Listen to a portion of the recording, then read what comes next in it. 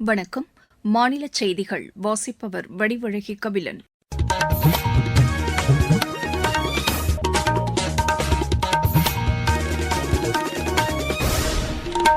தலைப்புச் செய்திகள்.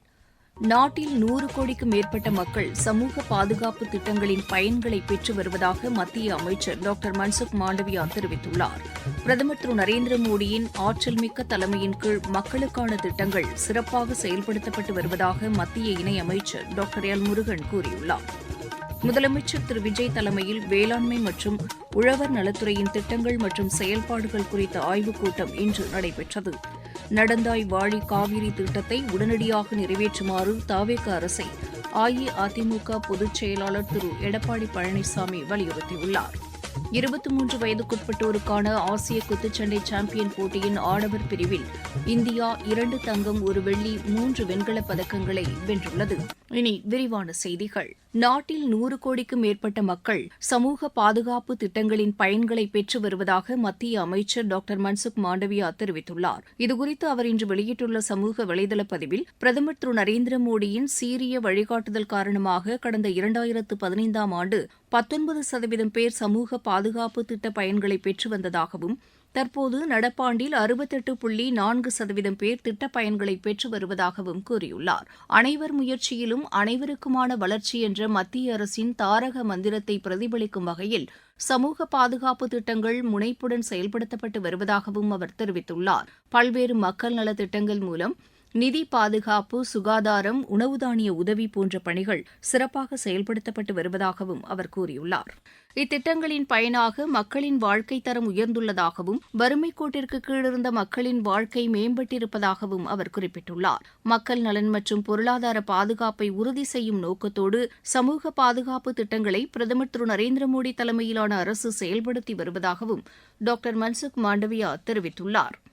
பிரதமர் திரு நரேந்திர மோடியின் ஆற்றல்மிக்க தலைமையின் கீழ் மக்கள் நலத் திட்டங்கள் வெற்றிகரமாக செயல்படுத்தப்பட்டு வருவதாக தகவல் ஒலிபரப்புத்துறை இணையமைச்சர் டாக்டர் எல் முருகன் தெரிவித்துள்ளார். வடசென்னை பெரியார் நகரில் அஞ்சலக பாஸ்போர்ட் அலுவலகத்தை இன்று தாம் திறந்து வைத்தது குறித்து சமூக வலைதளத்தில் பதிவிட்டுள்ள டாக்டர் எல் முருகன், மத்திய அரசின் சேவைகள் வெளிப்படைத்தன்மையுடன் அனைத்து தரப்பு மக்களுக்கும் கிடைத்து வருவதாக கூறியுள்ளார்.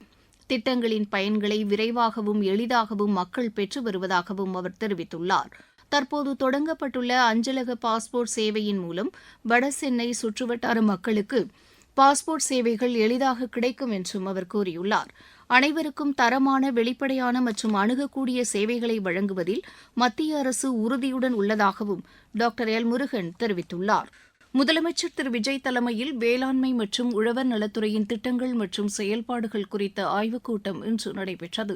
சென்னை தலைமைச் செயலகத்தில் நடைபெற்ற இந்த கூட்டத்தில் மாநில அமைச்சர்கள் மற்றும் தலைமைச் செயலாளர் உள்ளிட்ட பலர் பங்கேற்றனர். சென்னையைச் சேர்ந்த மீன்பிடி படகுகள் ஆந்திர கடற்பகுதியில் சுமூகமாக மீன்பிடி தொழிலில் ஈடுபடுவதற்கு தேவையான அனைத்து நடவடிக்கைகளையும் ஆந்திர அரசுடன் ஒருங்கிணைந்து தமிழக அரசு மேற்கொண்டு வருவதாக மாநில மீன்வளத்துறை இயக்குநர் தெரிவித்துள்ளார். இது தொடர்பாக மீன்வளத்துறை இன்று வெளியிட்டுள்ள செய்திக்குறிப்பில், தமிழகம் மற்றும் புதுச்சேரியைச் சேர்ந்த மீனவர்கள் ஆந்திர பிரதேச கடல் பகுதியில் மீன்பிடிப்பதால் அப்பகுதியில் மீன்வளம் குறையும் என்ற அச்சம் ஆந்திர மாநில மீனவர்களிடையே உருவாகி இருப்பதாகவும் தெரிவிக்கப்பட்டுள்ளது.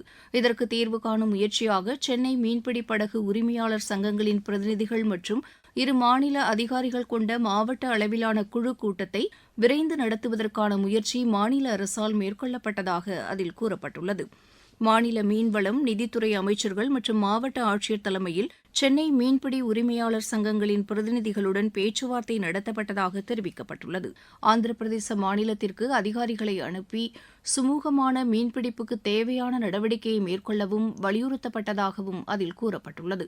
கடந்த 11ஆம் தேதி நடைபெற்ற தமிழ்நாடு, ஆந்திர மாநிலங்களுக்கு இடையேயான கூட்டத்தில் இதுகுறித்து விரிவாக விவாதிக்கப்பட்டதாகவும், கைது செய்யப்பட்ட மீனவர்களை உடனடியாக விடுவிக்க வேண்டும் என்று வலியுறுத்தப்பட்டதாகவும் தெரிவிக்கப்பட்டுள்ளது. சென்னை மீனவர்களின் வாழ்வாதாரத்தினை கருத்தில் கொண்டு வழக்கம்போல் ஆந்திர மாநில கடற்பகுதிக்குள் மீன்பிடிக்க அனுமதிக்க கேட்டுக் கொள்ளப்பட்டுள்ளதாகவும் மீன்வளத்துறையின் செய்திக்குறிப்பு தெரிவிக்கிறது. நீங்கள் கேட்டுக்கொண்டிருப்பது மாநில செய்தி அறிக்கை. ஊரக வளர்ச்சிக்கான புதிய அத்தியாயம். வளர்ச்சியடைந்த இந்தியாவிற்கான ஊரக வேலைவாய்ப்பு உறுதி மற்றும் வாழ்வாதார சட்டம் செயல்பாட்டிற்கு வந்துள்ளது. இந்த சட்டம் வருடத்திற்கு 125 நாட்கள் வேலையை உறுதி செய்கிறது. இதில் வாரந்தோறும் ஊதியம் வழங்கப்படுவது கட்டாயமாக்கப்பட்டுள்ளது. நாள்தோறும் குறைந்தபட்சம் 300 ரூபாய் ஊதியத்தை இந்த சட்டம் உறுதி செய்கிறது. பணி முடிந்த 15 நாட்களுக்குள் ஊதியம் வழங்குவதை உறுதி செய்வதற்கான அம்சங்களும் இதில் இடம்பெற்றுள்ளன. ஊதியம் காலதாமதமாக வழங்கப்பட்டால் அதற்கான இழப்பீட்டுத் தொகைக்கும் இதில் வகை செய்யப்பட்டுள்ளது. வளர்ச்சியடைந்த இந்தியாவிற்கான பயணத்தில் மோடி அரசு தொடரும் சீர்திருத்த நடவடிக்கைகள். கடந்த அஇஅதிமுக ஆட்சியில் கொண்டுவரப்பட்ட நடந்தாய் வாழி காவிரி திட்டத்தை உடனடியாக நிறைவேற்றுமாறு தவேக அரசை அஇஅதிமுக பொதுச் செயலாளர் திரு எடப்பாடி பழனிசாமி வலியுறுத்தியுள்ளார். இது தொடர்பாக இன்று அவர் வெளியிட்டுள்ள அறிக்கையில் இத்திட்டத்தை மத்திய அரசு கொள்கை அளவில் ஏற்றுக்கொண்டுள்ளதாகவும் நாடாளுமன்ற கூட்டுக் கூட்டத்தில் குடியரசுத் தலைவர் உரையிலேயே இந்த திட்டம் அப்போது சேர்க்கப்பட்டு அறிவிப்பு வெளியிடப்பட்டதாகவும் கூறியுள்ளார். மத்திய அரசின் ஆலோசனைப்படி முதல்கட்டத்திற்கான விரிவான திட்ட அறிக்கை தயாரிக்கப்பட்டு தொழில்நுட்ப அனுமதி பெறப்பட்டதாகவும் அவர் தெரிவித்துள்ளார். கடந்த திமுக ஆட்சியில் இந்த திட்டத்தை செயல்படுத்துவதற்கான நடவடிக்கைகள் எடுக்கப்படவில்லை என்று குறிப்பிட்டுள்ள திரு எடப்பாடி பழனிசாமி, மத்திய அரசின் அனுமதி கிடைத்த உடனேயே நடந்தாய் வாழி காவிரி திட்டம் தொடங்கப்பட்டிருக்க வேண்டும் என்று கூறியுள்ளார். தமிழக விவசாயிகளின் நலனை கருத்தில் கொண்டு மாநிலத்தில் ஆளும் தவேக அரசு மத்திய அரசின் துணையோடு உடனடியாக திட்டத்தை தொடங்கி முன்னெடுத்துச் செல்ல வேண்டும் என்றும் திரு எடப்பாடி பழனிசாமி கேட்டுக் கொண்டுள்ளார். தமிழகத்தின் மேற்கு தொடர்ச்சி மலை மாவட்டங்களில் வரும் 20ஆம் தேதி வரை லேசான மழைக்கு வாய்ப்புள்ளதாக வானிலை ஆய்வு மையத்தின் தென்மண்டல இயக்குநர் டாக்டர் VR துரை தெரிவித்துள்ளார். எமது செய்தியாளரிடம் பேசிய அவர் இவ்வாறு தெரிவித்தார். மேற்கு திசை காற்று வேக மாறுபாடு காரணமாக இன்று மேற்கு தொடர்ச்சி மலை மாவட்டங்களில் ஓரிரு இடங்களில் லேசான மழை பெய்ய வாய்ப்புள்ளது. ஏனைய தமிழகம், புதுவை மற்றும் காரைக்கால் பகுதிகளில் பொதுவாக வறண்ட வானிலை நிலவக்கூடும். மேலும் நாளை முதல் வரும் 20ஆம் தேதி வரை மேற்கு தொடர்ச்சி மலை மாவட்டங்கள், கடலோர தமிழகம், புதுவை மற்றும் காரைக்கால் பகுதிகளில் ஓரிரு இடங்களில் லேசான மழை பெய்ய வாய்ப்புள்ளது. வெப்பநிலை பொறுத்தவரை இன்று தமிழக உள் மாவட்டங்களான ராணிப்பேட்டை, வேலூர், திருப்பத்தூர், தருமபுரி, கிருஷ்ணகிரி, சேலம், நாமக்கல், கரூர், ஈரோடு, திண்டுக்கல், மதுரை, விருதுநகர், தூத்துக்குடி, திருநெல்வேலி மற்றும் தென்காசி மாவட்டங்களில் ஓரிரு இடங்களில் வெப்பநிலை வீசக்கூடும். மேலும் நாளை கரூர், ஈரோடு, தூத்துக்குடி மற்றும் திருநெல்வேலி மாவட்டங்களில் ஓரிரு இடங்களில் வெப்பநிலை வீச வாய்ப்புள்ளது. அதிகபட்ச வெப்பநிலை 38 டிகிரி செல்சியஸ் ஒட்டியும் குறைந்தபட்ச வெப்பநிலை 28 டிகிரி செல்சியஸ் ஒட்டியும் இருக்கக்கூடும். மாவட்டச் செய்திகள். தேனி மாவட்டத்தில் விவசாயிகள் குறைதீர்க்கும் நாள் கூட்டம் ஆட்சியர் திரு வைத்தியநாதன் தலைமையில் நாளை நடைபெறவுள்ளது. திருப்பத்தூர் மாவட்டத்தில் ஷெட்யூல் மற்றும் பழங்குடியினர் சிறந்த எழுத்தாளர்களுக்கான உதவித்தொகையை பெற விண்ணப்பங்கள் வரவேற்கப்படுவதாக ஆட்சியர் திரு ரவிக்குமார் தெரிவித்துள்ளார். மதுரை மாவட்ட ஆட்சியர் அலுவலகத்தில் தகவல் அறியும் உரிமை சட்டம் தொடர்பான அனைத்து துறை அலுவலர்களுக்கான விழிப்புணர்வு நிகழ்ச்சி இன்று நடைபெற்றது. மதுரை மீனாட்சி அம்மன் கோயில் ஆடி முளைக்கொட்டு திருவிழா கொடியேற்றத்துடன் இன்று தொடங்கியது. வடகிழக்கு பருவமழை முன்னெச்சரிக்கை நடவடிக்கையாக சென்னை மாநகராட்சியில் மாதவரம் மற்றும் தண்டையார்பேட்டை மண்டலங்களில் மேற்கொள்ளப்பட்டு வரும் மழைநீர் வடிகால் பணிகள் மற்றும் தூர்வாரும் பணிகளை மாநகராட்சி ஆணையர் டாக்டர் சமீரன் இன்று ஆய்வு செய்தார். விளையாட்டுச் செய்திகள். 23 வயதுக்குட்பட்டோருக்கான ஆசிய குத்துச்சண்டை சாம்பியன் போட்டியில் இந்தியா 2 தங்கம், 1 வெள்ளி, 3 வெண்கலப் பதக்கங்களை வென்றது. ஜகார்த்தாவில் நடைபெற்ற இப்போட்டியின் ஆடவர் 50 கிலோ எடைப்பிரிவில் விஸ்வநாத் சுரேஷும் 55 கிலோ எடைப்பிரிவில் கங்காவும் தங்கப்பதக்கம் வென்றனர். 65 கிலோ எடைப்பிரிவில் வன்ஷாஜ் வெள்ளிப் பதக்கத்தை வென்றார். 70 கிலோ எடைப்பிரிவில் ஹிதேஷும், 75 கிலோ எடைப்பிரிவில் நீரஜும், 90 கிலோ எடைப்பிரிவில் இஷான் கட்டாரியாவும் வெண்கலப் பதக்கம் வென்றனர். இந்தியா இலங்கை இடையேயான முதலாவது இளையோர் டெஸ்ட் கிரிக்கெட் போட்டி டிராவில் முடிவடைந்தது.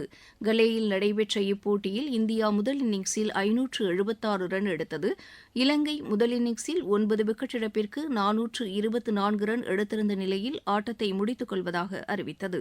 4வது மற்றும் இறுதி நாளான இன்று இலங்கை 2வது இன்னிங்ஸில் 6 விக்கெட் இழப்பிற்கு 178 ரன் எடுத்திருந்த நிலையில் ஆட்டத்தை டிக்ளேர் செய்தது. மீண்டும் தலைப்புச் செய்திகள். நாட்டில் 100 கோடிக்கும் மேற்பட்ட மக்கள் சமூக பாதுகாப்பு திட்டங்களின் பயன்களை பெற்று வருவதாக மத்திய அமைச்சர் டாக்டர் மன்சுக் மாண்டவியா தெரிவித்துள்ளார். பிரதமர் திரு நரேந்திர மோடியின் ஆற்றல்மிக்க தலைமையின் கீழ் மக்களுக்கான திட்டங்கள் சிறப்பாக செயல்படுத்தப்பட்டு வருவதாக மத்திய இணையமைச்சர் டாக்டர் எல் முருகன் கூறியுள்ளார். முதலமைச்சர் திரு விஜய் தலைமையில் வேளாண்மை மற்றும் உழவர் நலத்துறையின் திட்டங்கள் மற்றும் செயல்பாடுகள் குறித்த ஆய்வுக் கூட்டம் இன்று நடைபெற்றது. நடந்தாய் வாழி காவிரி திட்டத்தை உடனடியாக நிறைவேற்றுமாறு தவேக அரசை அஇஅதிமுக பொதுச் செயலாளர் திரு எடப்பாடி பழனிசாமி வலியுறுத்தியுள்ளார். 23 வயதுக்குட்பட்டோருக்கான ஆசிய குத்துச்சண்டை சாம்பியன் போட்டியின் ஆடவர் பிரிவில் இந்தியா 2 தங்கம் 1 வெள்ளி 3 வெண்கலப் பதக்கங்களை வென்றது. இத்துடன் இந்த செய்தி அறிக்கை நிறைவு பெற்றது.